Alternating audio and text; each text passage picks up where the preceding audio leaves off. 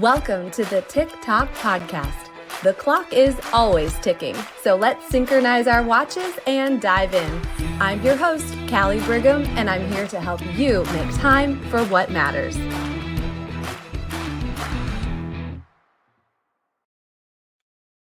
Hey friends, welcome officially to 2024, or as I'm calling it, 2020 more. I know it's a little cheesy, but it works. It works. Well, did you know that motivation is what gets you started, but habit is what keeps you going? Jim Rohn said that.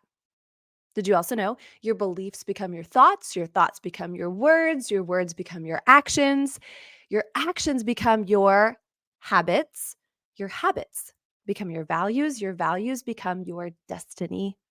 That one was Gandhi. Any guesses how we're going to kick off 2020 more? What our topic is going to be? Okay, I'll just leave it there. I gave you a couple hints. So in a minute, we'll see if you could come up with the right answer. But first, I've got two important things to talk about. And the first is it's time to reveal a huge announcement, the biggest announcement that we've had here on the TikTok podcast since we started. And that was a big announcement. Now, I will say that our TikTok tribe in our Facebook community got the announcement early. Yesterday, they get early access to things. So if you're not part of that, of course, go to our show notes, click there, and join us. So they already know. But after countless requests and messages and conversations, I mean countless, I want to know who else is ready to make 2024 your most transformative year yet, and who wants to take what you've been hearing here on our podcast to go even deeper, like a much deeper level.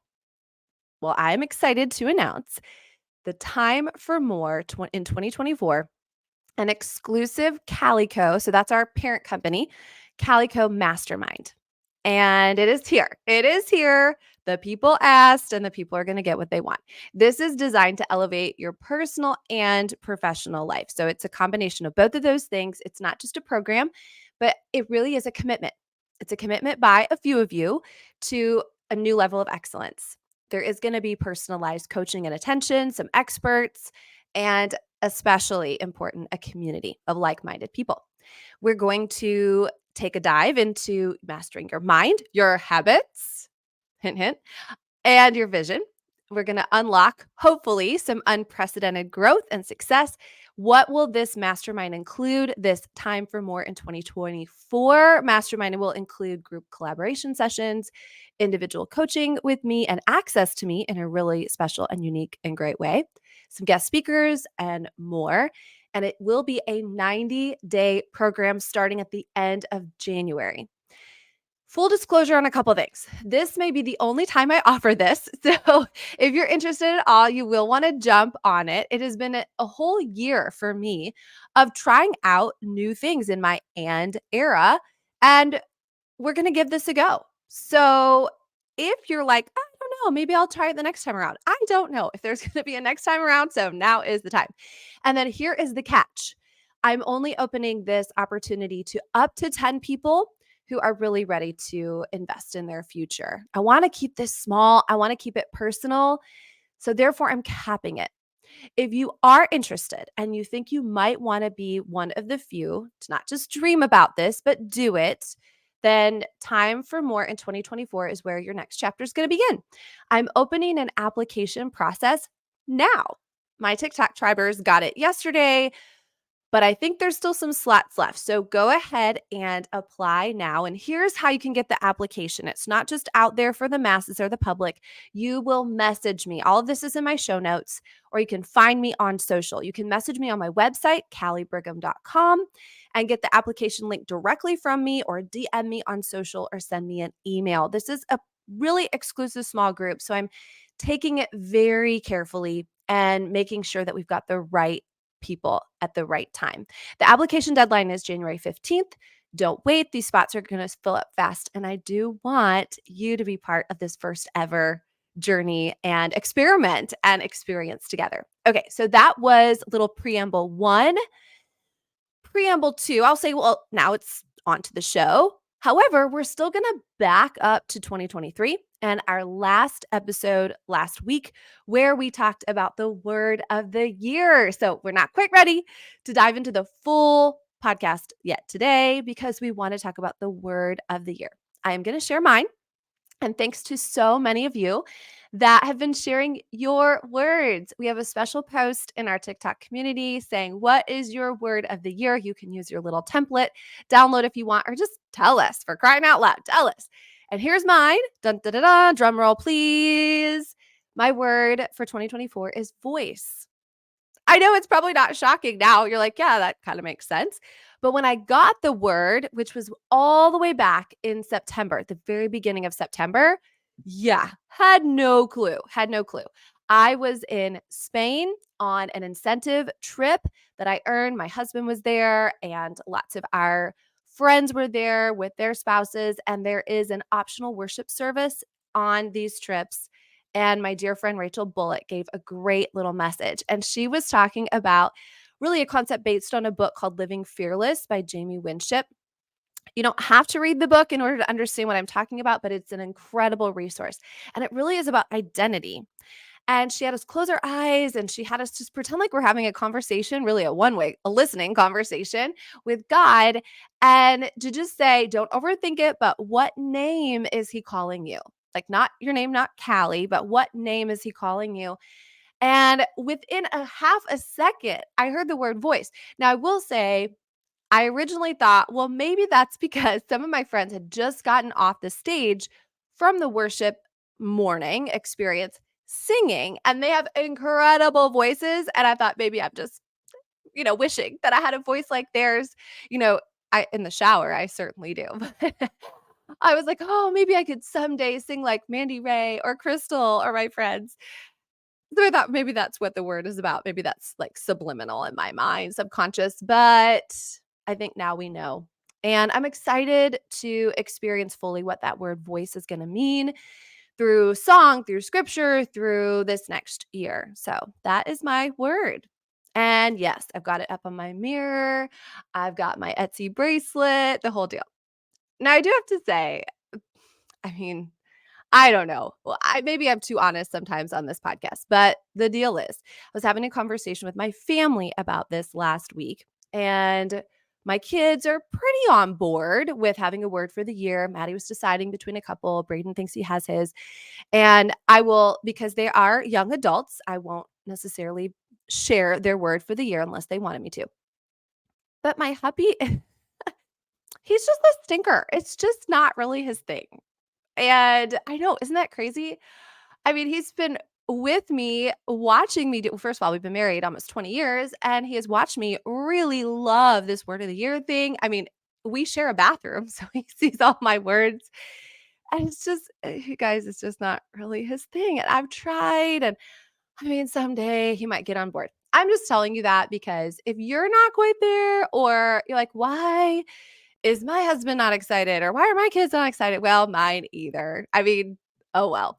At least I've got you guys, right? At least I've got you guys who are in my corner here. So the idea about the word of the year and Josh and I just reminds me of the Jerry Maguire movie where the famous line where they say, you complete me.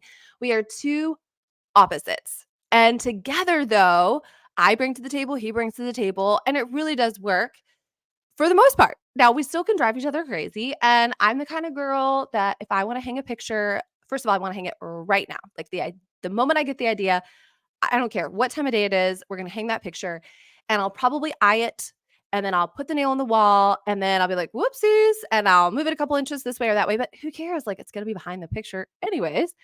Now, my husband is gonna have the level out, and he's gonna have measuring, and it's gonna be absolutely perfect. However, it might be 6 months from now, right? Okay. So I'm setting the stage not only with throwing him under the bus, sorry, love you, babe, but also this leads me to expectations from someone that is a little bit different from you. Now, this may be your best friend or your mom or your child or a coworker. And this is the perfect lead in to next week's episode, or not this next week's, next Friday, this coming Friday's episode on expectations. My friend, Chad Gelfius, shared with me a story years ago about a conversation and experience that she had with her husband. And I was going to just share it myself, like replay it for you. But in hearing it back from Chatney, I thought, no, no, no, no, no. She's the girl to share it with you. So that's what you have to look forward to this Friday. It will totally and radically change the way that you think about expectations, in particular, expectations that you have with your family. And because I love me some freebies and I love to give you some freebies, there will be a template download that you get to use based on Chatney's story on Friday. So that's coming up on the Feature Friday bonus episode. You're going to love Chatney, trust me. Okay. Now, we got all that out of the way. It is time for the actual show to begin. Da, da, da, da, da. All right, 10 minutes in, and here's the show, the actual show. Did you guess from my first quotes what we're going to hit and what we're going to hit hard?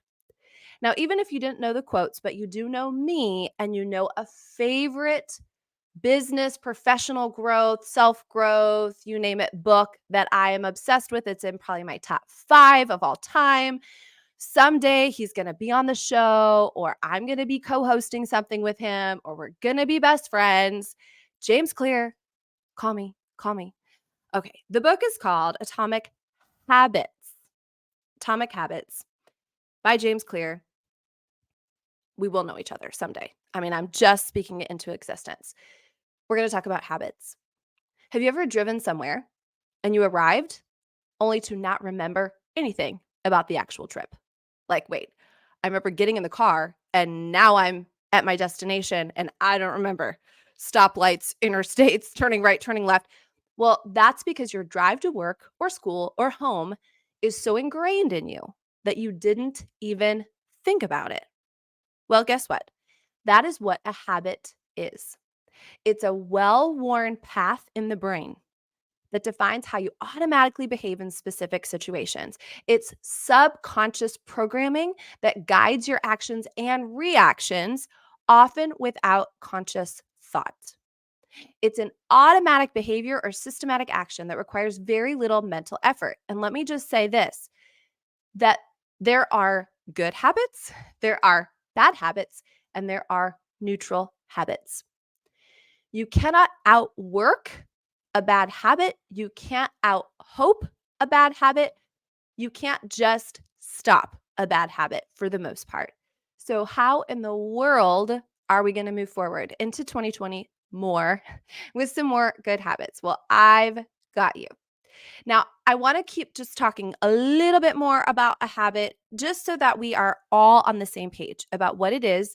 So, therefore, we can address it properly. So, really, a habit is also, I want you to think about muscle memory.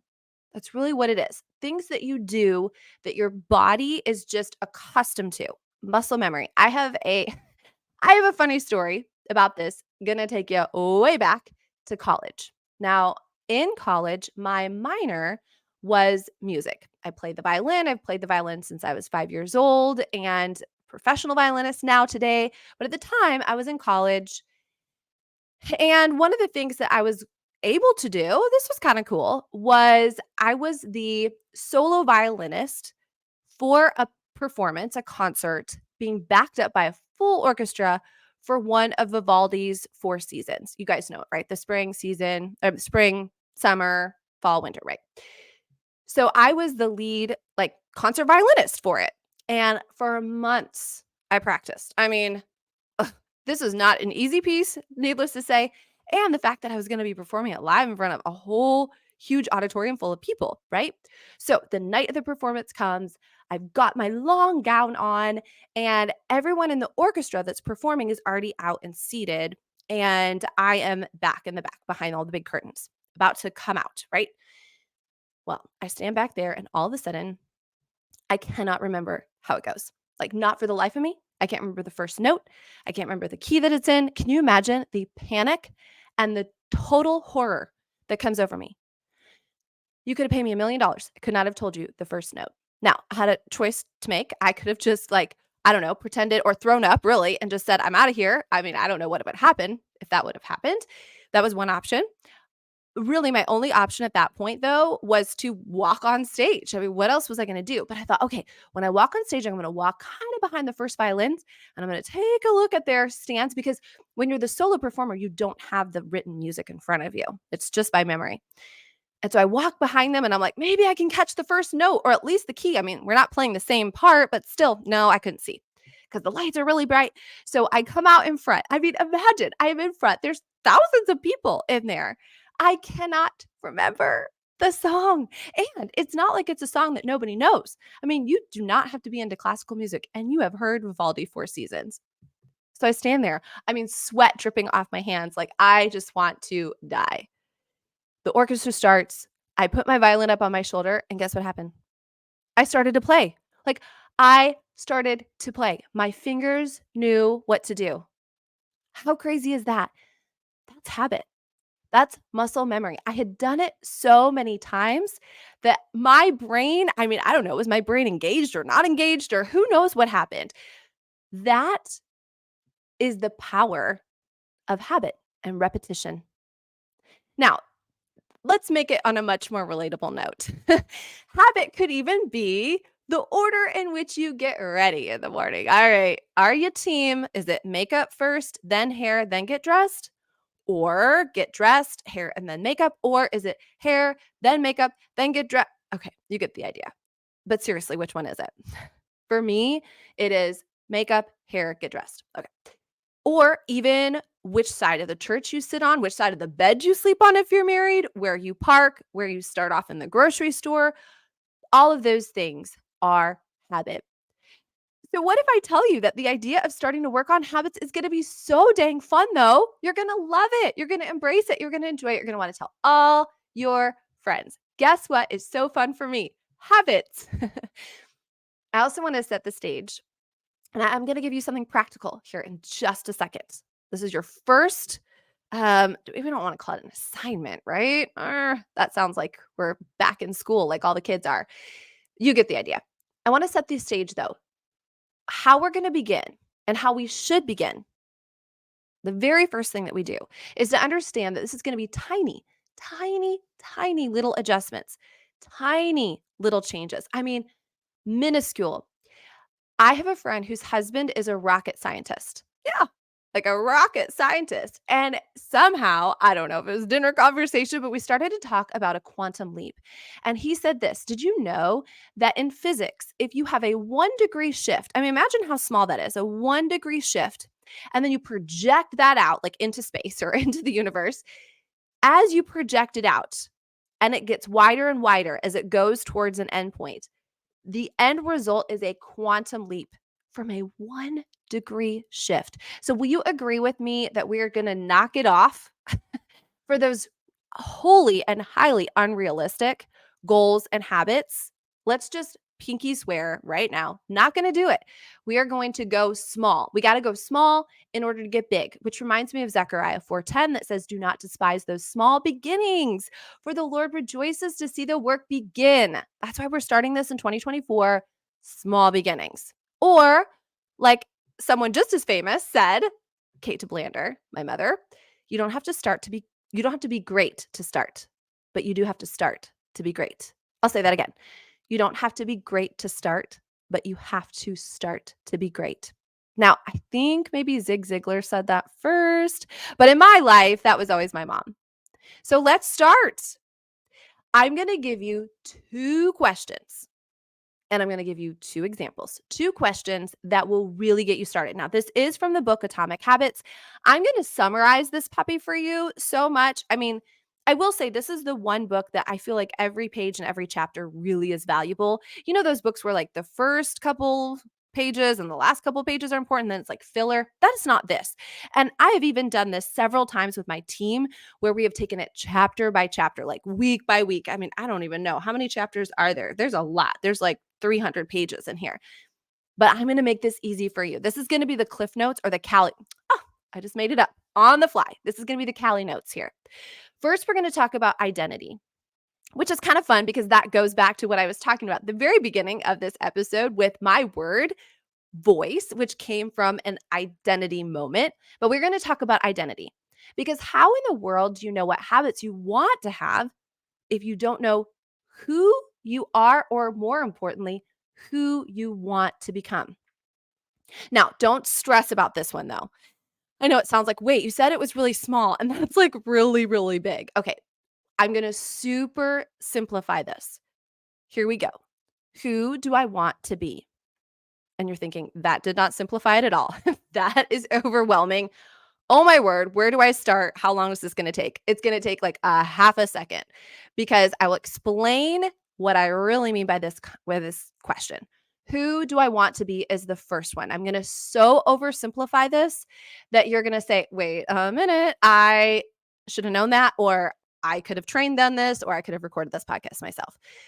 But let me go ahead and tell you the second question. So first question is, who do I want to be? Second question, the follow-up to that is, what is something that person does?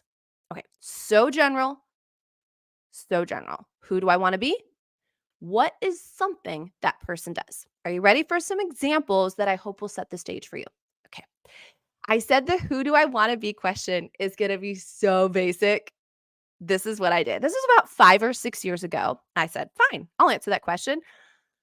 Generally, I want to be healthy. See, that was easy. Healthy. I didn't say anything more specific than that. And it's okay. I want you to start really broad. So healthy was my first one.